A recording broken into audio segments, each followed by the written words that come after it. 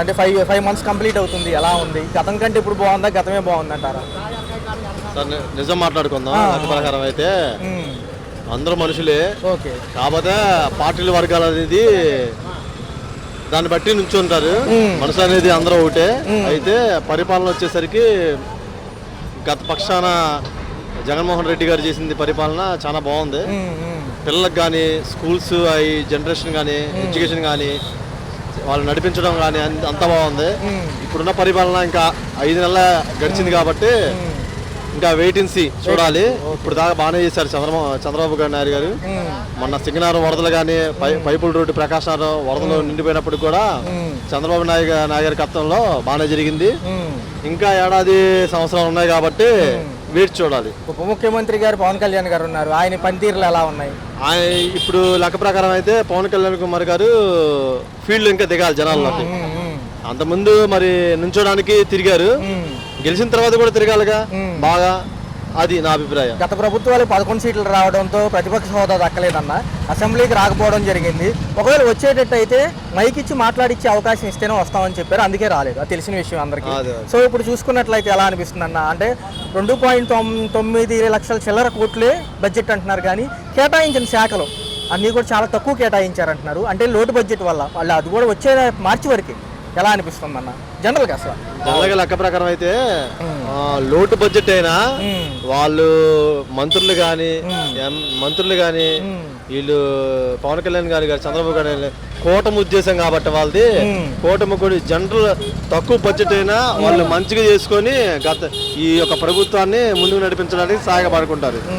చూసుకున్నట్లయితే పాపం గత ప్రభుత్వాల్లో సోషల్ మీడియా వాళ్ళకి సంబంధించి మహిళల పైన పర్టికులర్గా ఏదైతే పెట్టారో పోస్టులు కానీ అవి కానీ ఊరుకోవట్లేదు, కొంచెం గట్టిగానే చూస్తున్నారు వీళ్ళు కూడా. ఈసారి ఏదైతే ఉందో అట్లన్నింటినీ అయితే జగన్మోహన్ రెడ్డి గారి పరిపాలనలో చాలా బాగుంది. నేను ముందు చెప్తున్నా, ఎందుకంటే నాకు జగన్మోహన్ రెడ్డి ఇష్టం లేదు, ఆ పార్టీలు అంటే ఇష్టం లేదు. నేను చూశాను కాబట్టి ఆయన చేసింది ఉన్నంతకాలం బాగానే చేశారు. వీళ్ళు నుంచున్నారు కాబట్టి వీళ్ళు జనాలు కూడా, ఎందుకంటే ప్రభుత్వంలో ఇప్పుడు మన భారతదేశంలో ప్రజలే ఉంటారు, ఎవరు ఉంటారు కదా, ప్రజలే ఉన్నారు. వాళ్ళకి నడిపించాలంటే ఎవరు ఉండాలి? మంత్రులు ఉన్నారు, పెద్దవాళ్ళు ఉన్నారు. వాళ్ళు ముందు ఉంది ఏదైనా మంచిగా నడిపించాలి.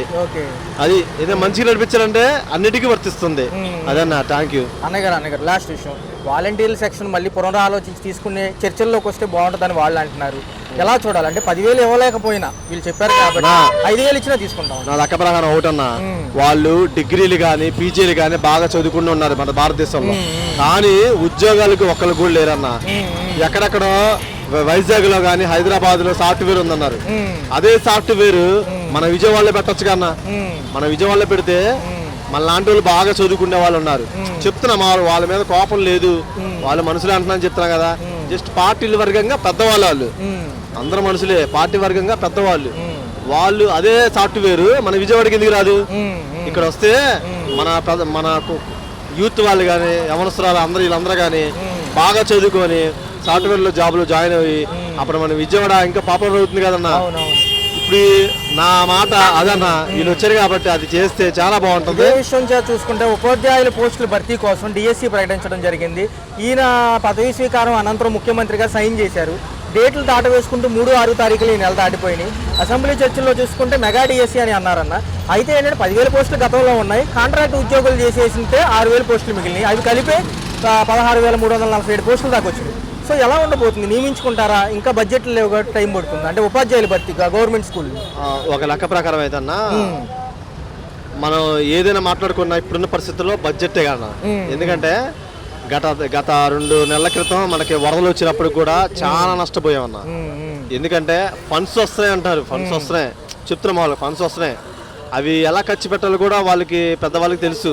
చంద్రబాబు నాయుడు గారికి ఎలా ఖర్చు పెట్టాలి వాళ్ళ టెన్షన్ తో ఉంటారు. ఆయన చెప్తున్నా, మనకి ఏ పార్టీ ఇష్టం లేదు నాకు, మామూలుగా నాయకత్వం ఉన్న విషయం ఆలోచించి మాట్లాడుతున్నా. జనాలందరూ అనుకుంటారు ఫండ్స్ వచ్చినాయి కదా ఎలా ఖర్చు పెడతారు అనుకున్నారు. వాళ్ళు ఫండ్స్ వస్తాయి, కాకపోతే ఎలా ఖర్చు పెట్టాలి తక్కువ కదా. జనాలు కుటుంబాలు చాలా ఉంటాయి అన్న. ఇప్పుడు నువ్వు నేను ఆలోచించాలన్నా జనాల కుటుంబాలు చాలా ఉంటాయి. ఆ బడ్జెట్ ద్వారా మాట్లాడతారు ఎప్పుడైనా ఇప్పుడున్న పరిస్థితుల్లో. ఎందుకంటే వరదలు ఇవన్నీ మునిగిపోయినప్పుడు కన్నా చాలా కష్టపడి నెక్స్ట్ జనరేషన్ పిల్లలకు కూడా కాలేజీలో జాబులు పడాలన్నా వాళ్ళు పెద్దవాళ్ళు ఆలోచించి వస్తుంది. అన్నయ్య గారు చూసుకుంటే మోడీ గారు 2027 జమిలీ ఎలక్షన్స్ అని వింటూనే ఉన్నాము. మొత్తం దేశం అంతా ఒకేసారి ఎలక్షన్ అంటున్నారు. ఉమ్మడి కుటుంబంలో భాగంగా ఉన్న వాళ్ళు లాస్ట్ వరకు కంటిన్యూ అవుతారా? మనోగతాలు వేరుగా ఉంటాయి కదా, డిఫరెంట్ అవుతారా? లెక్క ప్రకారం అయితే ఇప్పుడు నరేంద్ర మోడీ గారు నా మనసు చెప్తున్నా నెక్స్ట్ ఆయన ఓడిపోవాల్సి వస్తుంది ఉంటుంది అన్న. ఎందుకంటే చెప్పండి అన్న, చెప్పండి. ఎందుకంటే నరేంద్ర మోడీ గారు ఆయన బాగా చేశారు అన్ని. ఎందుకంటే ఫాస్ట్నెస్ ఉంటుంది కదా జనరేషన్, నెక్స్ట్ వాళ్ళకి ఇచ్చే అవకాశం ఉంటుంది అన్న. అంతే నా మాటల ద్వారా. ఓకేనా? ఏం లేదు కదా సార్, అన్ని ఫ్రీ అన్నాడు, ఏమన్నా పెట్టలేదు కదా. Okay okay. అంటే 6 పథకాలు అమలు వైపు వెళ్ళడానికి లోటు బడ్జెట్లు ఉన్నాయి అంటున్నారు. బడ్జెట్ అప్పుడు లోటు ఇప్పుడు లోటు, మన రాష్ట్ర బడ్జెట్ ప్రజెంట్ ఎప్పుడైనా లోటు ఉంటానే ఉంటుంది. ఏం చేస్తాం? పాపం వాలంటీర్ వ్యవస్థే చూస్తుంది సార్ ఆకాశం వైపు, ఇంకా ఎలా అనిపిస్తుంది? వాలంటీర్ని తీసేయడం చాలా తప్పండి. మన వరదలు వచ్చినప్పుడు చాలా నష్టం జరిగింది మా అందరికి కూడా, మాకు కూడా జరిగింది. ఆ అమ్మాయి అయితే ఎవరెవరికో కరెక్ట్గా రాసుద్ది, వీళ్ళు మునిగింది లేదు, ఎవరో తీసుకొచ్చి ఎక్కడెక్కడ నుంచో చాలా అన్యాయం జరిగింది. అది మాత్రం చాలా వరకు జరిగింది. లేని వాళ్ళందరూ రాపించుకున్నారు. 10,000 ఇస్తామన్నప్పటికీ 5,000 ఇచ్చినా చేస్తామంటున్నారు. ఇవ్వట్లేదుగా. 5 నెలల జీతాలు కూడా పెండింగ్లు ఉండిపోయినాయి పాపం. వాళ్ళ కుటుంబాలు రోడ్డు మీద పడ్డట్టేగా. ఏం చేస్తున్నాడు ఆయన? ఏం చేయట్లేదు. ఫ్రీ బస్ అన్నాడు, పెట్టాడా? రైతులు రుణమాఫీ అన్నాడు, చేశాడా? రైతులకి క్రాప్ లో రైతులు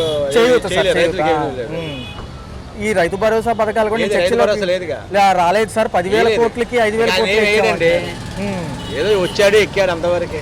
అంటే ప్రతిపక్షం లేదు సార్, సభలు జరుగుతున్నాయి అసెంబ్లీ సమావేశాలు. ప్రజలు గమనిస్తారండి, గమనియకుండా ఏమన్నా. అన్నగారు ఉప ముఖ్యమంత్రి గారికి ఎలా ఉంది పనితీరు? ఆయనకేం తెలుసు అండి, ఏం చేస్తాడు? ఏదో గెలిచారు అంతే. ఆయనకి రాజకీయం అనుభవం ఉందా మీరు చెప్పండి? ఓకే. రాజకీయం ఓర్పుగా అందరినీ కలుపుకొని వెళ్ళే వాళ్ళే రాజకీయ నాయకులు అవుతారు.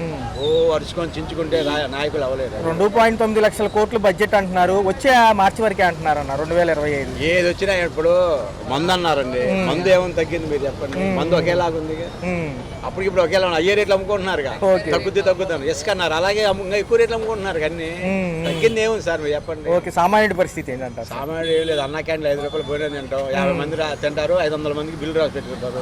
రాజకీయ నాయకులు హ్యాపీగా ఉంటారండి. టీడీపీ వాళ్ళు వాళ్ళ అదే వర్గము రాజకీయ నాయకులే బాగుంటారు. మిగతా వాళ్ళు ఎవరికైనా గత ప్రభుత్వాల్లో జరిగింది, అది అందరూ జరిగింది. ఏ మాట మాట అదే సార్, గత ప్రభుత్వ నియోజకవర్గంలో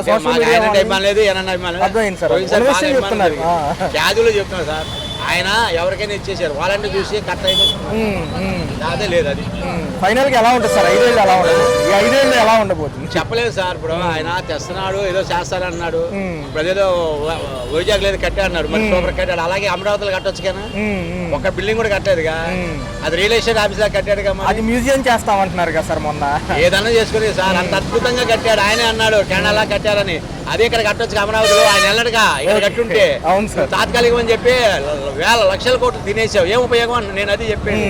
మరి అదే సూచించుకోవాలి ఎవరైనా. Okay sir. 5 నెలల పాలన ఎలా ఉంది? ఈ 5 నెలల పాలన ఎలా ఉంది అసలు ఫస్ట్ చూసుకున్నట్లయితే? 1 by 1 అడుగుతా. 5 నెలల పాలన అంటే కొత్త ప్రభుత్వాలు వచ్చాయి,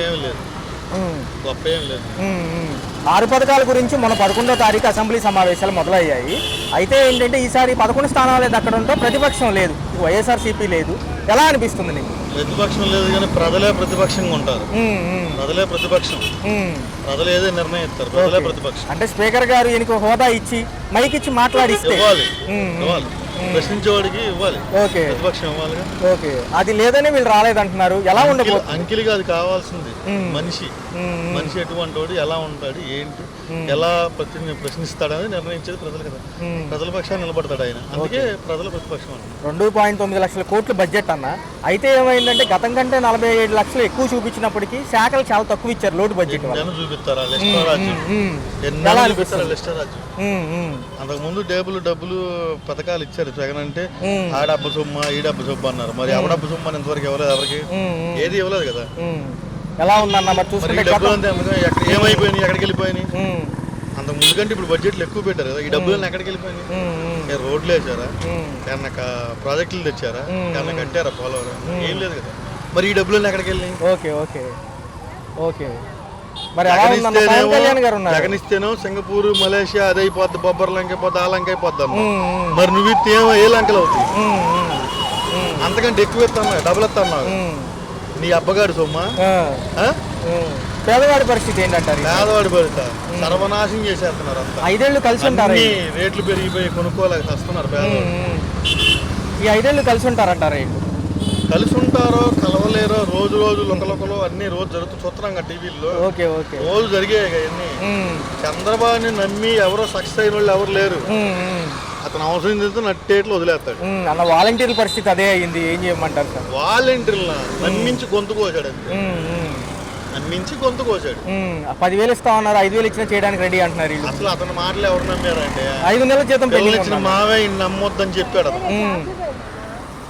అర్థమైందా? కొంత పిల్లనిచ్చిన మామే చెప్పాడు, నమ్మటానికి వీలు లేదు, నయ్యవంచకుడు, ప్రపంచంలో కంటే దుర్మార్గుడు లేడని. ఈ మాటలకి మించి ఇంకేం ఉండవు. మరి పవన్ కళ్యాణ్ గారు ఏమైనా చేయగలరంటారా ఈ 5 ఏళ్లలో? Rubber stamp. ఓకే. మరి మోడీ గారి హయాంలో వీళ్ళందరూ ఎలా నడవబోతున్నారు అన్న? 2027కి జమిలీ ఎలక్షన్స్ అంటున్నారు మొత్తం దేశం. జమిలీ ఎలక్షన్ వస్తే అందరికి ఏం చేస్తారు, జనాలు చూపిస్తారు. దేశం మొత్తం కూడా చూపిస్తారు. మోడీ ఏం చేశాడో, కాంగ్రెస్ ఏం చేసిందో, తెలుగుదేశం ఏం చేసిందో, వైసీపీ ఏం చేసిందో జనాలు చూపిస్తారు అన్ని స్టేట్లలో. రైట్, చూస్తుంది సార్. చూసుకున్నట్లయితే ఈరోజు సభ మళ్ళీ ప్రారంభం కాబోతుంది, ప్రతిపక్షం లేదు, ఎలా అనిపిస్తుంది? చూడండి, ఇది కూటమి ప్రభుత్వం. సభలో ప్రధాన ప్రతిపక్షం అంటూ ఒకటి ఉండాలి. అయితే 3 పార్టీలు కలిసి కూటమిగా ఏర్పడ్డాయి. ప్రధాన ప్రతిపక్షం అన్నది వైఎస్ఆర్సీపీ పార్టీ. వారికి ప్రధాన ప్రతిపక్ష హోదా లేదు. హోదా లేకపోయినా ఉండి ప్రశ్నించే బాధ్యత మాత్రం వాళ్ళకు ఉన్నది. వాళ్ళైతే మేము రాము అని అన్నారు. అయితే దీంట్లో కొన్ని అంశాలు కూటమి ప్రభుత్వంలో ఉన్నటువంటి భాగస్వామి పార్టీలే విభేదించే అవకాశాలు చాలా ఉన్నాయి. మనం గతంలో చూస్తే జనసేన నాయకులు హోంమంత్రిని హెచ్చరించారు, విమర్శించలేదు, హెచ్చరించారు. సో అలాంటి పరిణామాలు కూడా చోటు చేసుకోవచ్చు. అందుకనే జాగ్రత్తగా సమతూకంతో వెళ్తున్నారు అన్ని అంశాల్లో కూడా. అయితే ఈ సమావేశాల్లో, బడ్జెట్ సమావేశాల్లో పెద్దగా వ్యతిరేకించే సమస్యలు ఏమీ కనపడవు. కానీ ఈ అన్ని పక్షాలు కూడా ప్రజారోగ్యం, విద్య రెండింటి మీద కొంచెం దృష్టి పెట్టాలి. అలాగే రాష్ట్ర సమగ్ర అభివృద్ధికి, నీటిపారుదల అంశాలకి ప్రాధాన్యత ఇవ్వాలి, పోలవరానికి ఇవ్వాలి. ఇలాంటి వాటిల్లో రాజీ లేని పోరాటం చేయాలి. ఎక్కడైతే రాజీ పడతారో అక్కడ కష్టం. ఉప స్పీకర్గా రఘురామ కృష్ణన్ గారిని నిన్న నియమించడం జరిగింది సార్. రెండో చూసుకున్నట్లయితే విపులుగా జీవి ఆంజనేయులు గారికి ఇచ్చేవ్వడం జరిగింది. ఎలా అనిపిస్తుంది? వీళ్ళందరూ కార్యాచరణ ఏంటి అసలు? జనరల్గా చాలా మందికి అనుమానాలు ఉన్నాయి. విప్ కానీ ఉప సభాపతి కానీ నియమించారు, బాగానే ఉంది. కానీ యాక్చువల్గా వారి యొక్క అధికారాలు పరిమితం. ఒక పరిమితికి లోబడి పని చేయాలి, గౌరవ మర్యాదలు అవి పాటించాలి. సో కాబట్టి వాళ్ళ వల్ల ప్రత్యేకమైనటువంటి ఇది లేదు అని అనిపిస్తుంది నాకు. ఓకే, జీతభత్యాలు అయితే పెరుగుతాయి వారికి. వారు ఉండడం వల్ల కొంచెం మంచి నడవడిక ఉన్నవాళ్ళు కాబట్టి ఆ పోస్టులకు కొంచెం అందం తీసుకొస్తారు. నిన్న మధ్యాహ్నం ఏదైతే వీళ్ళకి కొంచెం ప్రిపరేషన్ ఇచ్చారు, ఎలా మాట్లాడాలి ఏంటి అనేది, బూతులు మాట్లాడొద్దని కన్ఫర్మేషన్ ఇచ్చారు సార్. ఎలా అనిపించింది? బూతులు మాట్లాడొద్దని ఎవరికి చెప్పక్కర్లేదు. అది స్వయంగా తల్లిదండ్రులు పెంచినటువంటి బాధ్యత మీద తల్లిదండ్రులు క్రమశిక్షణ నేర్పడంలో ఉంటుంది, ఉత్సుకత వస్తుంది. ఇంతకుముందు బరి తెగించి మాట్లాడితే దానికి మనం ఏం చేయలేము. నిన్న మొన్న సోషల్ మీడియాకి సంబంధించిన గత పార్టీ వాళ్ళని అరెస్ట్ పరమే చూసాం సార్. రెండోది మహిళలపైన వికృత చేష్టలుగా పెట్టిన పోస్టుల గురించి మాట్లాడారు.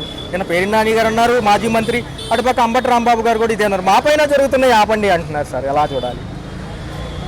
ఆపడం అనేది, ఈ కేసులు మనం సమగ్రంగా పరిశీలిస్తే కనుక నాకేమనిపించిందంటే ఏదో కార్నర్లో, ఏదో మూలలో పెద్దవాడు చిన్న పాపల మీద అత్యాచారం చేయడం, ఇవన్నీ ఒక రకమైన అబ్సెషన్తో చేస్తున్నారు. కానీ దీన్ని ఏ పార్టీకో ముడిపెట్టలేము. ఇన్సైడ్ వెళ్ళి ఎగ్జామిన్ చేస్తే కానీ కేస్ బై కేస్.